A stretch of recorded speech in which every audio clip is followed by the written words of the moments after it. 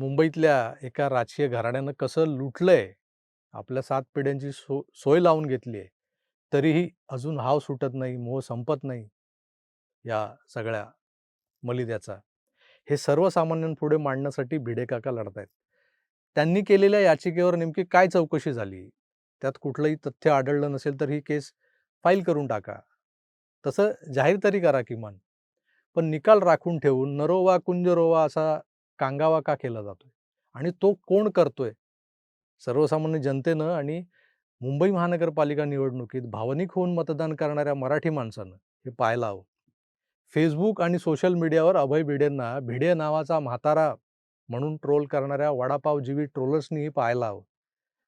तुम्हालाच लुटून तुम्हाला घाबरवणाऱ्यांची चाकरी करताय तुम्ही. गिरगाव, गिरणगाव जो होता लालबाग परळ, तिथून मराठी माणसाला परागंदा करून पळवून वसई विरारला किंवा कल्याण डोंबिवलीला कोणी पाठवलं याचाही विचार करायला हवा.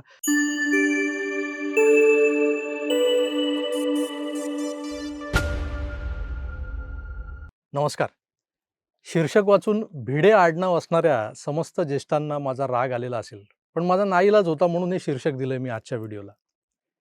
मित्रो, भिडे नावाचा हा म्हातारा एका धनदांडग्या राजघराण्याच्या विरोधात वयाच्या या टप्प्यावरही लढतोय.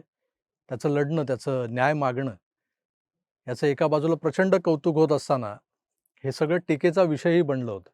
भिडे नावाचा हा म्हातारा हे विशेषण लावूनच या आमच्या भिडे काकांना सोशल मीडियावर प्रचंड ट्रोल केलं गेलं होतं. आता हा बाबा आपल्या विवेचनात इतका गवगवा करतोय, तर कोण हे भिडे काका असा तुम्हाला प्रश्न पडला असेल, नाही का? दम धरा, सगळं विस्कटून सांगणार आहे मी. मित्रांनो, या कहाणीची सुरुवात मी एका कालखंडाची आठवण करून देत करणार आहे.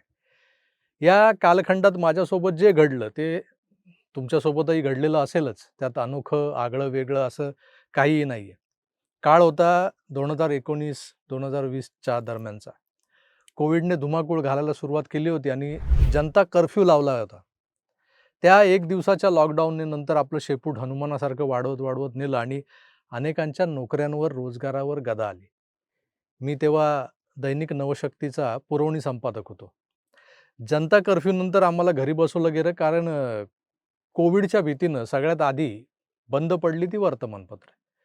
वर्तमानपत्र चालवणं हा आतबट्ट्याचा व्यवहार असतो, हे बहुधा सगळ्यांना आत्ताशा माहीत झालेलं आहे. टाईमसारखं वर्तमानपत्र हे रशियन न्यूज प्रिंटवर, म्हणजे परदेशी वर्तमानपत्र छपाई करतो त्या पेपरवर छापलं जातं. त्या छपाईला जवळपास एका कॉपीला 16 ते 18 रुपये इतका खर्च येतो. पण बाजारात न्यूज स्टॉलवर ते आपल्याला विकत मिळतं 5 रुपयांना. मग उरलेले 12-13 रुपये वर्तमानपत्र चालवणाऱ्यांनी कुठून वसूल करायचे किंवा कुठून करत असतील तर? तर त्या पेपरमध्ये छापल्या जाणाऱ्या जाहिराती आणि शुभेच्छा संदेश आणि काही पेड न्यूज यातून हे सगळं होतं. तथा कुठल्याशा राजकीय पक्षाचा कृपाप्रसाद यावरही वर्तमानपत्र चालवली जातात. पेपर खरेदी, छपाई, कामगारांचा पगार, संपादकीय कर्मचाऱ्यांचा पगार, व्यवस्थापकांचा पगार, वितरण व्यवस्था, हे सगळं भागवणं कर्मकठीण असतं. म्हणून सातत्यानं वर्तमानपत्र चालवणाऱ्या ग्रुप्सना आपला सलाम आहे. कन्सिस्टन्सी जी आहे ना त्यांची, त्याला खरोखर हॅट्स ऑफ. पण तरी हा व्यवसाय आतबट्ट्याचाच आहे, हे विसरून चालणार नाही. कोविडने तर या व्यवसायाचं पार कंबरडच मोडलं होतं. पेपर छापणारे सोडा, वितरण करणारे, आपल्या घरी दररोज सकाळी पेपर टाकणारा पोऱ्या देखील या कोविडमुळे उद्ध्वस्त झाला होता. त्याचं घर, जे काही महिन्याला 300-400 रुपये एकाकडून मिळायचे एका घरातून, ते बंद झाले होते. या सगळ्या विपरीत स्थितीमध्ये मुंबईतल्या प्रभादेवीच्या नागू सयाजी चाळीत सद्गुरू दर्शन नावाची जी बिल्डिंग आहे, तिथं असलेल्या छापखान्यात छापलं जाणारं ज्वलंत हिंदुत्वाचा पुरस्कार करणारं एक दैनिक, नाव त्याचं सामना, हे मात्र भलतंच तेजीत चाललं होतं. इतर दैनिकं लॉसमध्ये असताना सामनाने कोट्यावधींचा नफा कमावला होता. आता हे आखरीतच नाही का? हा एक धागा, हा एक बिंदू. पुढे हळूहळू आणखीन बिंदू उलगडतील. प्रबोधनकार ठाकरेंसारखा समाजसेवक, आयुष्यभर नीतिमत्ता जपत, गरिबीच्या खस्ता खात, ज्यांनी महाराष्ट्राचं प्रबोधन केलं, त्यांच्या घराण्याला आपलं विंचवाचं बिराड पाठीवर घेत महाराष्ट्रभर फिरावं लागलं होतं. कधी इंदोर, कधी पुणे, कधी कोल्हापूर, कधी भिवंडी. दादा कुठे कुठे फिरत होते. तर कधी दादरचं कदम मेन्शन. मुक्काम पोस्ट मातोश्री तर फार नंतरच आहे. पण या अशा पापभिरू, भणंग आणि तत्व जपणाऱ्या प्रबोधनकारांच्या ठाकरे फॅमिलीकडे नंतर गडगंज संपत्ती आली कुठून? आता तुम्ही म्हणाल, लोक शून्यातून विश्व उभं करतात की राव, कसले खुळचट प्रश्न विचारतायत. शून्यातून विश्व निर्माण होतात, पण हे शून्यातून विश्व निर्माण करणारे लोक वेगळे असतात. उद्योग, व्यवसाय, धंदा, काही नोकरी करणारे असं काहीतरी उत्पन्नाचं साधन असतं त्यांचं. त्यातून कष्टपूर्वक संपत्ती संचय होतो, वाढते संपत्ती. पण ठाकरेंचा असा ज्ञात असलेला कुठला व्यवसाय आहे, जो उत्पन्नाचा, गडगंज उत्पन्नाचा ज्ञात स्रोत आहे? नेमका हाच प्रश्न त्या भिडे नावाच्या म्हाताऱ्यानं उपस्थित केला होता. तोही पुराव्यांनिशी कोर्टासमोर. अभय भिडे आणि त्यांची लेक गौरी भिडे यांनी ठाकरेंच्या बेनामी संपत्तीविषयी विचारणा करताना कोविड काळात दैनिक सामना, प्रबोधन प्रकाशन या संस्थेला झालेल्या कोट्यावधींच्या नफ्याची चौकशी व्हावी, फॉरेन्सिक तपासणी व्हावी, अशी मागणी कोर्टाकडे केली होती. मागणी रास्त होती. ऑडिट ब्युरो ऑफ सर्क्युलेशन म्हणजे वर्तमानपत्राचा खप प्रमाणित करणाऱ्या एका संस्थेकडून सर्टिफिकेशन, जे प्रत्येक वर्तमानपत्राला मिळतं तसं कुठलंही सर्टिफिकेशन नसताना त्या सर्टिफिकेशनमधली माहिती मॅनेज करता येते न येते याबद्दल मी इथे न बोललेलं बरं. हे सगळं असताना खप किती, त्याच्या बदल्यात मिळालेलं उत्पन्न किती, जाहिरातींमधून झालेलं उत्पन्न किती, याची काही टोटल लागत नसताना हा नफा झालेला आपल्याला दिसतो, कारण तो इन्कम टॅक्सकडे सादर केला गेलेला आहे. त्याच बेसिसवर या अभय भिडेंनी केलेल्या याचिकेत ठाकरेंनी राजकारणातल्या सोर्सचा वापर करून भ्रष्टाचार करत कशी गडगंज माया जमवली याचे काही नमुने सादर केले होते. थोडक्यात काय तर भिडे नावाच्या म्हाताऱ्यानं न्याय व्यवस्था आणि तपास प्राधिकरणापुढे, इन्व्हेस्टिगेटिंग एजन्सीज ज्यांना म्हणतो त्यांच्या पुढे ठिपके काढून दिले होते. ते ठिपके जोडत जात एक रांगोळी तयार करण्याचं काम पोलीस, EOW, ED, CBIला करायचं होतं. भिडेंच्या याचिकेची चर्चा भरपूर झाली होती त्यावेळेला. ठाकरेंच्या विरोधकांनी याचा पुरेपूर राजकीय लाभ उचलून घेतला जेव्हा ती याचिका दाखल झाली होती तेव्हा. पण याचिकेवर निकाल लागावा किंवा ठाकरेंचा भ्रष्टाचार बाहेर यावा यासाठी निर्वाणीचा घणाघात जो घालायचा होता तो काही घातला नाही. 2022 मध्ये या PILवर सुनावणी झाली, निकाल राखून ठेवण्यात आला. पुढे गृह खात्याला यावर हायकोर्टात निवेदन सादर करण्याच्या सूचना दिल्या गेल्या. किमान या प्रकरणी चौकशी तरी करा असा एक सूर यातून निघत होता. पण यंत्रणा ढिम्म होत्या. त्यांनी हे प्रकरण राज्याच्या आर्थिक गुन्हे अन्वेषण विभागाला म्हणजे EOWला दिलं जाईल असं सांगितलं होतं. पुढे एकूणच अहवालावर 14 मार्च 2023ला कोर्टाने निकाल दिला की सरकारी यंत्रणांच्या निवेदनानंतर याचिकाकर्त्यांनी म्हणजे या भिडेंनी सदर याचिका मागे घ्यायला हवी. पण खरं तर चौकशी झाली का, कोणी केली, त्यात काय आढळलं हे जनतेसमोर यायला नको का? हे सत्य बाहेर येत नाहीये म्हणून काही RTI ॲक्टिव्हिस्ट आहेत ज्यांनी माहितीच्या अधिकारात याचा रिपोर्ट मागितला, पण गोपनीय माहिती अशी देता येत नाही म्हणून शेरा मारला गेला, त्यांच्या तोंडाला पानं पुसली गेली. ठाकरेंच्या बेनामी संपत्तीचं प्रकरण आहे आणि त्यात नेमकं काय घडलं, कसली चौकशी झाली, काय सापडलं आणि काय नाही सापडलं हे सांगता येत नाही, उघड करता येत नाही. म्हणजे हे काय राष्ट्रीय संपत्तीचं गुप्त विवरण आहे की काय? नेताजींच्या गूढ मृत्यूसारख्या प्रकरणांमधली कागदपत्र, क्लासिफाईड पेपर्स हे डिक्लासिफाईड केले गेले मोदी सरकारकडून. माउंटबॅटन आणि नेहरूंच्या कित्येक फाईल्स, कित्येक खाजगी पत्र ते डिक्लासिफाईड वगैरे जे काय म्हणतात ते सगळं झालं केंद्र सरकारकडून. मग हे ठाकरे कोण मोठे टिकोजीराव लागून गेले? त्यांच्या उत्पन्नाचा स्रोत काय हे लपवण्यासाठी? ते तुम्ही उघड करू शकत नाही. खरंच त्यांच्या उत्पन्नाचा स्रोत काय?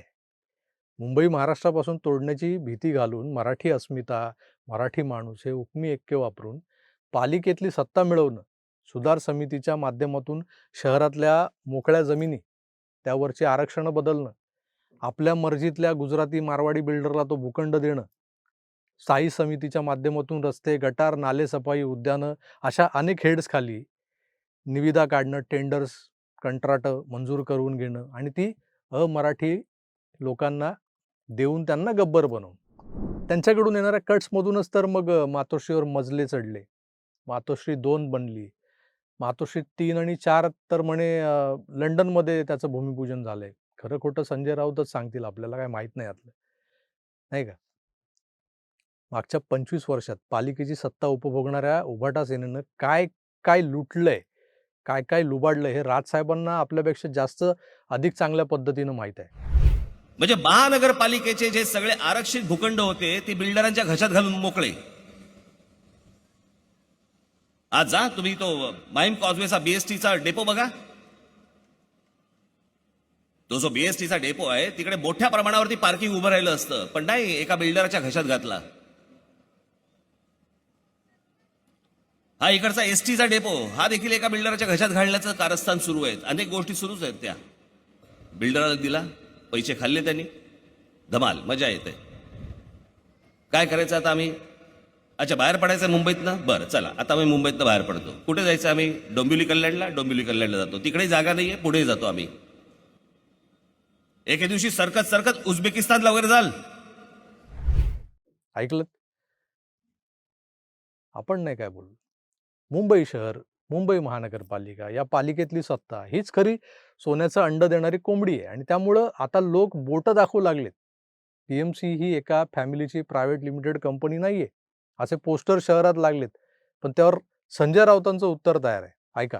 राऊत साहेब, जसे काही बॅनर्स पोस्टर्स मुंबईत लागले होते की मराठी माणसा जागा हो, सावध हो, तसे काही बॅनर्स, निनावी बॅनर्स लागलेले ज्यात असं म्हटलं जाते की जे हिंदुत्वाचे झाले नाहीत ते मराठी माणसाचे काय होणार, मुंबईत जागा हो, एका परिवाराच्या नादी लागू नको, मुंबईचा रंग बदलू देऊ नको, आणि BMC is not a family business.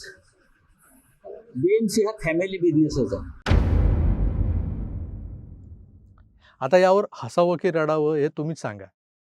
व्याकुळ झाले तो लोक, व्याकुळ झालेत सत्तेसाठी. पण यांचा खरा चेहरा जगासमोर पुराव्यानिशी आणण्यासाठी धडपडणाऱ्या भिडे नावाच्या म्हाताऱ्याला मात्र सगळ्यांनी मिळून एकटं पाडले. आज तो वयोवृद्ध एकटा आपल्या पोरीच्या मदतीनं लढतोय. त्यांचं काय ठाकरेंशी वैर नाहीये. उलट ते समव्यवसायी शेजारी होते एकेकाळी. कलानगरमध्ये यांचं शेजारी घर होतं, प्रेस होती. श्रीकांतजी ठाकरे ह्या अभय भिडेंचे मित्र होते. जे मध्ये त्यांनी प्रिंटिंग टेक्नॉलॉजीचा जो काही डिप्लोमा वगैरे त्यांनी एकत्र केलेला आहे. पण या मुंबईतल्या एका राजकीय घराण्यानं कसं लुटलंय, आपल्या 7 पिढ्यांची सोय लावून घेतली आहे, तरीही अजून हाव सुटत नाही, मोह संपत नाही या सगळ्या मलिद्याचा. हे सर्वसामान्यांपुढे मांडण्यासाठी भिडे काका लढतायत. त्यांनी केलेल्या याचिकेवर नेमकी काय चौकशी झाली, त्यात कुठलंही तथ्य आढळलं नसेल तर ही केस फाईल करून टाका. तसं जाहीर तरी करा किमान. पण निकाल राखून ठेवून नरोवा कुंजरोवा असा कांगावा का केला जातोय, आणि तो कोण करतोय? सर्वसामान्य जनतेनं आणि मुंबई महानगरपालिका निवडणुकीत भावनिक होऊन मतदान करणाऱ्या मराठी माणसानं हे पाहायला हवं. अगदी अग्रक्रमाने पाहायला हवं कोण आहे याच्या मागे. फेसबुक आणि सोशल मीडियावर अभय भिडेंना भिडे नावाचा म्हातारा म्हणून ट्रोल करणाऱ्या वडापावजीवी ट्रोलर्सनीही पाहायला हवं.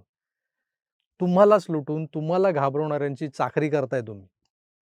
गिरणगाव जो होता लालबाग परळ, तिथून मराठी माणसाला परागंदा करून पळवून वसई विरारला किंवा कल्याण डोंबिवलीला कोणी पाठवलं याचाही विचार करायला हवा या वडापावजीवींनी. तुमच्या वडापावच्या गाड्या कुणाच्या सांगण्यावरून उभ्या राहिल्या आहेत याचाही विचार करायला हवा. भिडे नावाचा हा म्हातारा त्या समस्त मुंबईकरांसाठी, त्या वडापावजीवींसाठी, तुमच्या आमच्यासाठी लढतोय. त्याला हिनवू नका, तर त्याच्या मागे उभे राहा. मला माहीत आहे माझ्या या भूमिकांमुळे विरोधकांच्याच काय तर सत्ताधाऱ्यांच्याही बॅड बुकमध्ये जाणार आहे. मी जाणार काय, गेलोय कधीचाच. अनेकांना आवडत नाही मी बोललेलं. मी बोललो किंवा मी जे बोलतो ते टोचतं, कारण ते टोकदार असतं. सत्य हे टोकदारच असतं, टोचणारच.